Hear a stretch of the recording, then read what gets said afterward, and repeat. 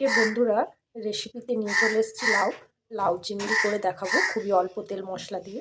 দেখুন এই যে চিংড়ি আর পেঁয়াজ কেটে রেখেছি, আর ফোড়নে দেবো রসুন কুচি, শুকনো লঙ্কা, তেজপাতা, পাঁচফোড়ন, জিরে, দুটো ছোটো এলাচ, আর এই সেদ্ধ করা আলুটি দেবো। কড়ার মধ্যে পরিমাণ মতো তেল দেবো, এগুলো সব দিয়ে দেবো। একটু লাল লাল হয়ে গেছে, এবার পেঁয়াজ আর চিংড়ি মাছটা দিয়ে দেবো।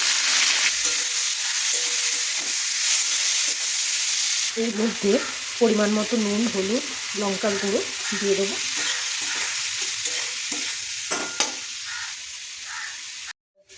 পরিমাণ মতো জিরে গুঁড়ো দিয়ে দেবো, স্বাদ মতো চিনি, আর সেদ্ধ করা আলুগুলোকে এরকম করে চটকে দিয়ে দেবো, আর অল্প করে গোলমরিচের গুঁড়ো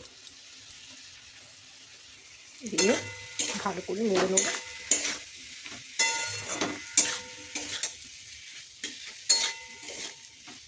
এতে কোনো রকম বেশি মশলা অ্যাপ্লাই করলাম না, কিন্তু স্বাদ দুর্দান্ত হবে। এবার কেটে রাখা লাউ দিয়ে দেবো।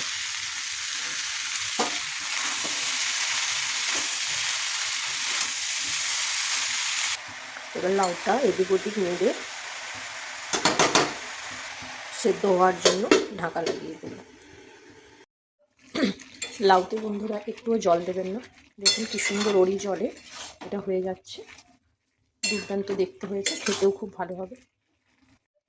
বন্ধুরা দেখুন লাউ থেকে কত জল বেরিয়ে গেছে, এতে জল দেওয়ার কোনো প্রয়োজন নেই। দেখতে কত ভালো হয়েছে দেখুন, খেতেও খুব সুন্দর হবে।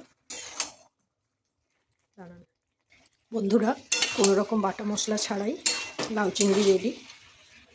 দুর্দান্ত স্বাদের খেতে হবে, ঝটপট বানিয়ে ফেলুন বন্ধুরা। অল্প তেল মশলা, কোনো রকম বাটা মশলা ছাড়াই এই রেসিপিটা করেছি। আপনারা করে বলবেন বন্ধুরা, কমেন্টসে জানাবেন কেমন খেতে হয়েছে। টাটা।